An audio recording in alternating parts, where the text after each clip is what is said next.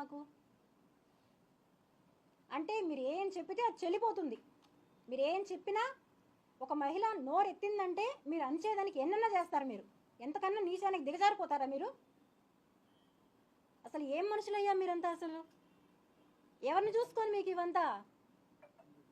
ఇదే క్వశ్చన్ నేను అడిగా, ఎవరిని చూసుకొని అంటే అతను నాకు చాలాసార్లు చెప్పిన విషయం. నోట్ చేసుకోండి, మిగతా మీడియా వాళ్ళు నోట్ చేసుకోకపోయినా నాకు పర్లేదు, నాకు ఎటువంటి ప్రాబ్లం లేదు. నేను ఇవన్నీ కూడా సోషల్ మీడియాలో నేనే రిలీజ్ చేస్తా. మా అధినేత ఎవరైతే ఉన్నారో, నేను ఇప్పుడు కూడా చెప్తున్నానండి, నేను ఏ పార్టీ దాన్ని కాదు, నెక్స్ట్ కూడా చెప్తాను, నేను ఏ పార్టీ సంబంధించిందని కాదు. నేను అక్కడి నుంచే చెప్పా, ఇంకొకరి గురించి నేను చెప్తాను. ఎక్కడి నుంచి చెప్పాను?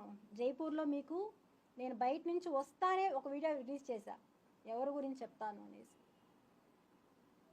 నా దగ్గర ఆయనకి సంబంధించిన పెన్ డ్రైవ్ ఉంది, ఆయనకి సంబంధించిన డీటెయిల్స్ నా దగ్గర ఉన్నాయి.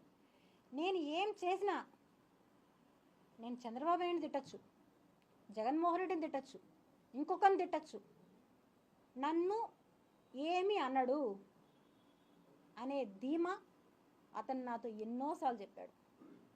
నా వెనకాల ఆయన ఉన్నాడు. నిజంగా ఉన్నారా పవన్ కళ్యాణ్ గారు? నేను అడుగుతున్నాను. నేను మిమ్మల్ని అడిగాను, దండం పెట్టి అడిగాను, అన్నా నేను ఒక ఆడపడుచు బాధపడుతుంది, బయట వచ్చాను, దండం పెట్టి అడిగాను, నాకు న్యాయం చెయ్యండి అంటే మీరు సపోర్ట్ చేశారో లేదో నాకు తెలీదు.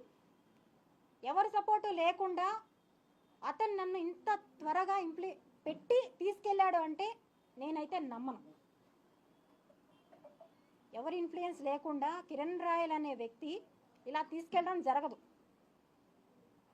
ఏ ఇన్ఫ్లుయెన్స్ పెట్టాడు? ఎవరు సపోర్ట్ చేశారు అతనికి? ఎవరున్నారు అతని వెనకాల? ఇంతమంది అమ్మాయిల్ని చేస్తున్నావే నువ్వు అని అడిగితే నేను చెప్తున్నాను కదా, ఎవరేం చేస్తారు నన్ను? నేను ఆయన్నే బ్లాక్మెయిల్ చేస్తాను. నువ్వెంత నాకు అంటాడు.